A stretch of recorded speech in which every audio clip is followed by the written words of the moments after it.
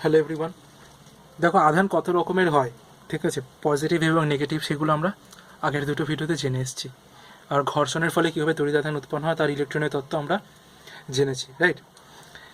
এরপরে আমাদের যেটা জানতে হবে সেটা হচ্ছে প্রকৃতিতে যে আধান আমরা পাই সেটা কীরকমভাবে পাই, তার উপরে একটা থিওরি আছে, সেটা হচ্ছে কোয়ান্টাইজেশন অফ চার্জ বা আধানের কোয়ান্টায়ন। কোয়ান্টা কথার অর্থ হচ্ছে খুবই ক্ষুদ্র একক, ঠিক আছে, তাকে বলে কোয়ান্টা। ওকে, এটা হচ্ছে বেসিক, একদম বেসিক, খুবই ক্ষুদ্র এককে বলে কোয়ান্টা। এবার দেখো তুমি পজিটিভ চার্জ পাও, একটা বস্তু ধরো পজিটিভলি চার্জ বা নেগেটিভলি চার্জ, তুমি যাই বলো না কেন সেই বস্তুটাকে কিন্তু তুমি ঘর্ষণ দ্বারা তড়িতাহিতকরণের তুমি ব্যাখ্যাটা দিতে পারো। এখানে একটা জিনিস মনে রাখা, যে তুমি পজিটিভ হোক বা নেগেটিভ হোক, তুমি কিন্তু ইলেকট্রনকেই অ্যাকাউন্টে আনছো, মানে ইলেকট্রন দিয়েই ব্যাখ্যাটা করছো, তাই না? তাহলে এখানে আমাদের এই জিনিসটা বুঝে নিতে হবে যে একটা ইলেকট্রনই কিন্তু একটা ফান্ডামেন্টাল পার্টিকেল, ঠিক আছে, একটা মৌলিক কণা, ঠিক আছে। কি বললাম? ইলেকট্রনই কিন্তু মৌলিক কণা। এরকম মৌলিক কণা আর কি আছে? প্রোটন একটা মৌলিক কণা। আর না, নিউট্রন কিন্তু মৌলিক কণা না, নিউট্রন কিন্তু কোনো মৌলিক কণা না। ইলেকট্রন এবং প্রোটন মৌলিক কণা, ঠিক আছে। প্রোটনকেও তুমি ভাঙতে পারো, সরি প্রোটন না, নিউট্রনকেও তুমি ভাঙতে পারো, তার জন্য নিউট্রন মৌলিক কণা না। তাহলে আমরা ওই সাইডের তর্কটাকে রেখে দিই, এখানে আসি যে কোয়ান্টাইজেশন অফ চার্জ মানে আমি আদতে কী বলতে চাইছি। বলতে চাইছি যে এই পুরো ইউনিভার্সের সবচেয়ে স্মলেস্ট ইউনিট অফ চার্জ হচ্ছে একটা ইলেকট্রনের চার্জ। একটা ইলেকট্রনের চার্জ কত? Equals to 1.6 into 10⁻⁻19 coulomb, right. এর থেকে স্মল চার্জ তুমি পাবে না। তাহলে আমরা বাকি যে চার্জগুলো পাই সেই সবকটা চার্জই, বিশ্বাস করবে কিনা জানি না, এই চার্জেরই কোনো একটা সরল গুণিতক। মানে ধরো একটা বস্তুকে আমি আর একটা বস্তু দিয়ে ঘর্ষণ করলাম, তাহলে ওই যে বস্তুটাতে ইলেকট্রনের আদান প্রদান হবে, কখনো কি এরকম ভাববে বা এরকম তুমি দেখতে পাবে কিনা, নিজের বুদ্ধি খাটিয়ে বলো, ঠিক আছে, যে দেখতে পাবে কিনা যে একটা বস্তু থেকে আর একটা বস্তুতে অর্ধেক ইলেকট্রন গেল আর বাকি অর্ধেক রয়ে গেল? এরকম হবে? নিশ্চয়ই হবে না। যদি যায় তাহলে পুরো গোটা ইলেকট্রনটাই যাবে, আর যদি না যায় তাহলে একটা ইলেকট্রনও যাবে না, তাই তো? কোনো ভগ্নাংশ কখনো ট্রান্সফার হবে না, রাইট। এটাই হচ্ছে মোদ্দা কথা। যখন গোটা ইলেকট্রনগুলো যাচ্ছে তখন তুমি বলতে পারো যে ধরো আমি যদি একটা সংখ্যা রেখা দেখাই, যে হয় একটা ইলেকট্রন যাবে নয়তো দুটো ইলেকট্রন যাবে, কিন্তু এই মাঝে তুমি কোনো ইলেকট্রন পাবে না, যে 1.5 যাচ্ছে, 1.9 যাচ্ছে, 1.8 ইলেকট্রন যাচ্ছে, পাবে না। তার মানে কি, তুমি দেখো শুধু অখণ্ড গুণিতকগুলো পাবে, একটা ইলেকট্রনের সংখ্যার অখণ্ড গুণিতকগুলো তুমি পাচ্ছ, তাই তো? তো আমার এইটা করেই তুমি কী পাচ্ছ, একটা মূল আধানের মানটাকে তুমি ঠিক ক্যালকুলেট করে নিতে পারবে। মানে কিউ যদি একটা কোনো বস্তুর মূল আধান হয় সেটা তুমি বলতে পারো প্লাস মাইনাস এন একটা অখণ্ড সংখ্যার গুণিতক ইন্টু ই। ই মানে কি? একটা ইলেকট্রনের আধান, রাইট। এই এনটা কি? N belongs to capital N, natural নাম্বারের সেট, মানে কি 1 2 3 4 এরকম করে চলছে, রাইট। এটাই হচ্ছে কি আমাদের আধানের কোয়ান্টাইজেশন বা আধানের কোয়ান্টায়ন। মানে কি বলতে চাইছে, এই তুমি যা আধান পাবে সেগুলো না এই কোয়ান্টা করে করে, মানে একটা হয় এক গুণিতক, নয়তো দুই গুণিতক, নয়তো তিন গুণিতক, এরকম করে করেই তুমি আধান পাবে, ফ্র্যাকশানে পাবে না, ঠিক আছে, কন্টিনিউয়াসে পাবে না। এই জিনিসটাকে বলা হচ্ছে আধানের কোয়ান্টাইজেশন, রাইট। এবার একটা জিনিস তোমাকে জেনে নিতে হবে, সেটা হচ্ছে কোনো একটা আহিত বস্তুর আধানের মান বস্তুটা স্থির অবস্থায় আছে নাকি গতিশীল আছে তার উপর ডিপেন্ড করে না। বস্তুটা কোন ফ্রেম অফ রেফারেন্সে আছে তার উপরও ডিপেন্ড করে না, ঠিক আছে। তাহলে আমি কি বলতে পারি? তাহলে আমি বলতে পারি যে কিউ স্থির অবস্থায় যা হবে, কিউ গতিশীল অবস্থাতেও তাই হবে, রাইট। তাহলে কোনো আহিত বস্তুর আধানের মান বস্তুটি স্থির অবস্থায় থাকলে যা হবে, বস্তুটি গতিশীল অবস্থা থাকলেও সেই একই হবে, তার উপর ডিপেন্ড করে না। এই যে কন্ডিশনটা আমি তোমাকে বললাম, এটাকে বলা হয় আধানের অপরিবর্তনীয়তা।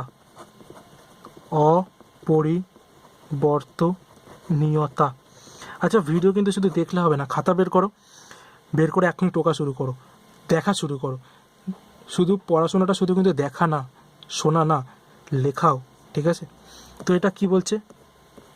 ইনভ্যারিয়েন্স অফ চার্জ। তো কোয়ান্টাইজেশন অফ চার্জ জানলে, ইনভ্যারিয়েন্স অফ চার্জও জেনে গেলে। এবার একটা জিনিস তোমাকে দেখো, ইলেকট্রনের তত্ত্বের সাহায্যে ঘর্ষণজনিত তড়িতের ব্যাখ্যাটা আমরা দিয়েছি, ঠিক আছে? যে তুমি যদি ঘর্ষণজনিত তড়িতের ব্যাখ্যাটা আমরা আগের ভিডিওতে জেনে এসেছি। এবার আমাদের একটা জিনিস তাহলে জেনে নিতে হবে, সেটা হচ্ছে তড়িতাধানের নিত্যতা সূত্র, ঠিক আছে? Principle of conservation of electric charge. তড়িতাধানের পয়েন্ট করো, তড়িতাধানের নিত্যতা সূত্র। তো দেখো, আমি ফার্স্ট ভিডিওতে বলেছিলাম যে তড়িতাধান সৃষ্টি মানে প্রডিউসড বা জেনারেট করা যায় না, মনে আছে?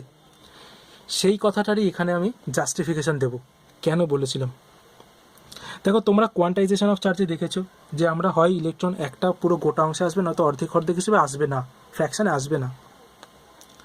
আর আমি ইলেকট্রনীয় তত্ত্ব, তড়িতের ইলেকট্রনীয় তত্ত্ব যখন বলেছিলাম, তখন আমি বলেছিলাম যে হয় ইলেকট্রন আসবে, নয়তো ইলেকট্রন যদি আসে তাহলে নেগেটিভ চার্জ, ইলেকট্রন বেরিয়ে গেলে পজিটিভ চার্জ। প্রোটনের এখানে কোনো ভূমিকা নেই, আমরা ঘর্ষণের মাধ্যমে প্রোটনকে বের করতে পারবো না। তাহলে তুমি একটা জিনিস মনে রাখবে, একটা বস্তু দিয়ে যখন আমি আরেকটা বস্তুকে ঘর্ষণ বল ঘর্ষণজনিত পদ্ধতি অ্যাপ্লাই করছি, তখন একটা বস্তু ইলেকট্রন ত্যাগ করছে আর একটা বস্তু ইলেকট্রন গ্রহণ করছে, ঠিক আছে?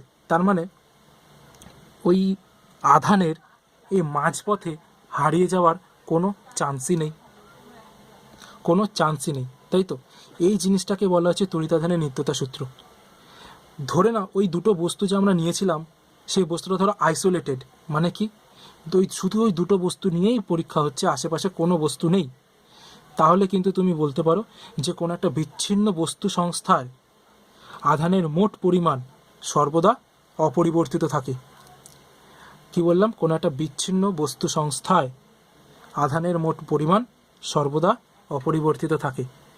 টোটালটাতে আমি যদি দুটো বস্তুতে দেখি, ওই দুটো বস্তুতে আগে যতগুলো ইলেকট্রন ছিল মোট, এখনও ঠিক মোট ততটা ইলেকট্রনই আছে, কিন্তু ইলেকট্রন একটা বস্তু থেকে আরেকটা বস্তুতে খালি কী হয়েছে? ট্রান্সফার হয়েছে। মোট ইলেকট্রন সংখ্যার কিন্তু কোনো চেঞ্জ হবে না, ঠিক আছে? বোঝাতে পারলাম? ধরো এরকম একটা বিচ্ছিন্ন বস্তু, মানে পরীক্ষাটা হবে শুধু এই বক্সের ভেতরেই। এবার এখানে এ আছে, এখানে বি আছে। এবার ধরো এ বিকে ইলেকট্রন দিয়ে দিল, তাহলে বি নেগেটিভ হয়ে গেল, এ পজিটিভ হয়ে গেল। তাহলে দেখো, এর ধরো আগে ইলেকট্রন সংখ্যা ছিল 10টা আর বি এর ছিল 12টা। টোটাল কত ছিল বক্সে? টোটাল ছিল তোমার 10 যোগ 12, 22টা। এবার যেই তুমি এ যে একটা ইলেকট্রন দিয়ে দিল, তাহলে এ হয়ে গেল 9টা আর এ হয়ে গেল তোমার 13টা। তাহলে দেখো 9 যোগ 13, সেটাও দেখো 22 হবে। তো এই টোটাল ইলেকট্রন, টোটাল চার্জের কি কোনো হেরফের হচ্ছে? আদৌ হচ্ছে না। এটাই হচ্ছে তড়িতাধানের নিত্যতা সূত্র, ঠিক আছে? আচ্ছা, এই তড়িতাধানের নিত্যতা সূত্র থেকে এটাকে কিন্তু নিত্যতা সূত্রকে তুমি সর্বজনীন সূত্র হিসেবে ধরে নিতে পারো, এর কোনো ব্যতিক্রম তুমি পাবে না, ঠিক আছে? এটা একটু খেয়াল রাখবে। দেখো, এই যে দুটো বস্তু, একটা বস্তু আর একটা বস্তুকে ইলেকট্রন আদান প্রদান করছে, তো তার উপর সেটা কতটা বেশি কি বলবো, কতটা বেশি মানে কতটা সহজেই করে ফেলছে, এটা একটু নড়ে গেল, কতটা সহজেই করতে পারছে কোনো বস্তু, আর কোনো বস্তু খুব একটা বেশি সহজে কিন্তু এটা করতে পারে না। তো সেটার উপর আমরা দেখব, যে সেটার উপর দেখে আমরা একটা জিনিস বিচার করব, যে বস্তুগুলোকে আমরা একদম বেসিক্যালি দুটো ভাগে ভাগ করতে পারি, একটা হচ্ছে পরিবাহী আর একটা হচ্ছে অন্তরক, ঠিক আছে? তো পরিবাহী কাকে বলে? দেখো, পরিবাহী ওয়ার্ডটার মধ্যে কিন্তু ওর মিনিংটা আছে, যে পদার্থের মধ্যে দিয়ে তড়িৎ সহজেই চলাচল করতে পারে, রাইট? যে পদার্থের মধ্যে দিয়ে তড়িৎ ইজিলি মুভ করতে পারছে, তাকে বলা হচ্ছে পরিবাহী। এই পরিবাহীর মধ্যে যে ঘর্ষণের ফলে যে তড়িতাহিত হচ্ছে, সেই তড়িতাধান কিন্তু পরিবাহীর সর্বত্র ছড়িয়ে পড়ে। মানে ধরো, এই যে পেনটা, এটা যদি একটা পরিবাহী হতো, তাহলে আমি যদি এখানে এই জায়গাটাকে যদি চুলের সাথে ঘষার সঙ্গে সঙ্গে আধানটা শুধু এখানেই সীমাবদ্ধ থাকতো না, পুরো পেনে ছড়িয়ে যেত। তাহলে পরিবাহীতে কি বললাম? যে পরিবাহী মানে লিখে নেবে কথাগুলো, সবকটা পয়েন্ট, যে পরিবাহী পদার্থের কোনো অংশ তড়িতাহিত হলে তড়িতাধান ওই পদার্থের সর্বত্র ছড়িয়ে পড়বে। পরিবাহীর উদাহরণ কি আছে? সব ধাতুই পরিবাহী, তুমি যা ধাতু দেখবে সবকটা ধাতুই পরিবাহী, ঠিক আছে। একটা জিনিস মনে রাখবে যে পরিবাহী সাধারণ অবস্থায় কোনো পদার্থই সম্পূর্ণভাবে পরিবাহী হয় না, ঠিক আছে। মানে পরিবাহী মানে কি, তুমি ওটা বলতে পারো যে হয়, কিন্তু একদম highest level, highest degrees of পরিবাহী তুমি পাবে না, রাইট। তুমি পরিবাহী বুঝলে। ঠিক তার অপোজিটটা হচ্ছে তোমার অন্তরক। ঠিক তার অপোজিটটা হচ্ছে অন্তরক। অন্তরক কি বলছে, যেসব পদার্থের মধ্যে দিয়ে তড়িৎ চলাচল করতে পারে না তাদের অন্তরক বা অপরিবাহী বলে। মানে কি, এটা সেই পেনটা ছিল অন্তরক, এখানে তুমি যখন ঘর্ষণের ফলে আধানের সঞ্চয় হচ্ছে তখন এটা কিন্তু এখানেই সীমাবদ্ধ থাকছে, ও কিন্তু পুরো বডিতে চলাচল করতে পারছে না, রাইট। তো এটা ছিল অন্তরকের উদাহরণ। এবার বেশ কিছু বস্তু আছে যেগুলো পরিবাহী আর অন্তরকের মধ্যে পড়ে, ঠিক আছে। আর একটা কথা, যেমন সবকটা বস্তু একেবারে চূড়ান্তভাবে পরিবাহী হতে পারে না, সেরকম কোনো বস্তুই সম্পূর্ণভাবে অপরিবাহীও হতে পারে না। তুমি যাকে অপরিবাহী বলবে সে কোনো না কোনো শর্তে তড়িৎ পরিবহন করবেই, ঠিক আছে। তার মানে কি, ও সম্পূর্ণভাবে অপরিবাহী না, রাইট। এবার দেখো, পরিবাহী আর অন্তরকের মাঝেই এক ধরনের পদার্থ পাওয়া যায়, সেটা হচ্ছে অর্ধপরিবাহী। অর্ধপরিবাহী মানে যারা শর্ত সাপেক্ষে পরিবহন করে। নর্মালি এরা অপরিবাহী, কিন্তু এদের অপটিমাম কন্ডিশন এদেরকে ইম্পোজ করা হয়, তাহলে এরা অর্ধপরিবাহী, মানে এরা পরিবহন করে, ঠিক আছে। এরা অর্ধপরিবাহী বলে এদেরকে। উদাহরণ কি আছে, সেলেনিয়াম,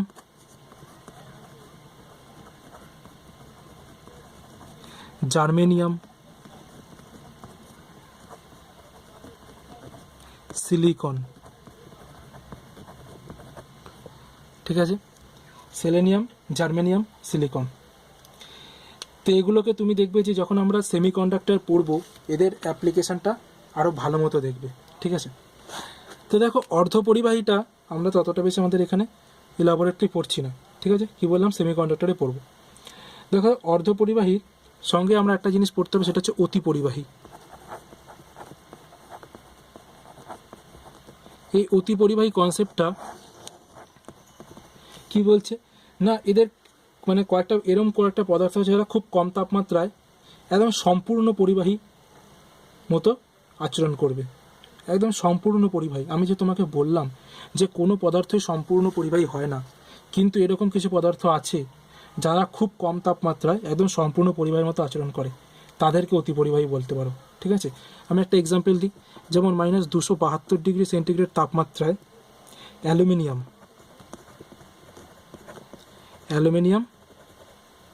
অতি পরিবাহীর মতো কাজ করে, ঠিক আছে। তা অতি পরিবাহীর উদাহরণটা পেলে, রাইট। এবার আমরা দেখব এই যে পরিবাহী, অন্তরক, অতি পরিবাহী, অর্ধপরিবাহী, এই জিনিসগুলোকে কীভাবে ব্যাখ্যা করা যায়, ঠিক আছে।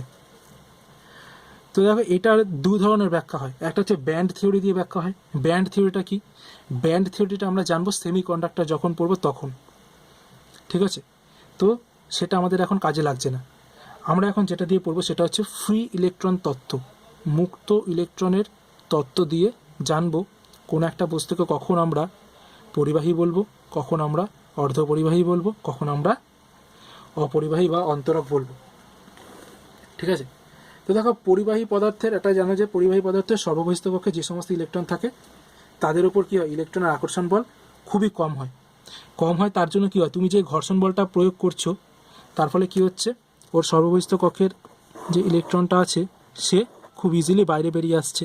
এবার বাইরে বেরিয়ে এসে ও কি আকাশে উড়ে চলে যায় না, বাইরে বেরিয়ে এসে ও ওই বস্তুটার, ওই ধাতুটার ওপরের পৃষ্ঠে চলাচল করতে শুরু করে, একটা পরমাণু থেকে আরেকটা পরমাণুতে, আরেকটা পরমাণু থেকে তার পাশের পরমাণুতে, এরকম চলাচল করে। এই যে ইলেকট্রনটা যে নিউক্লিয়াসের বন্ধন থেকে মুক্ত হয়ে গেল আর হয়ে একদম স্বাধীনভাবে চলাচল করছে, সেটাকেই বলা হয়, এই ইলেকট্রনটাকে বলা হয় মুক্ত ইলেকট্রন বা ফ্রি ইলেকট্রন, ঠিক আছে।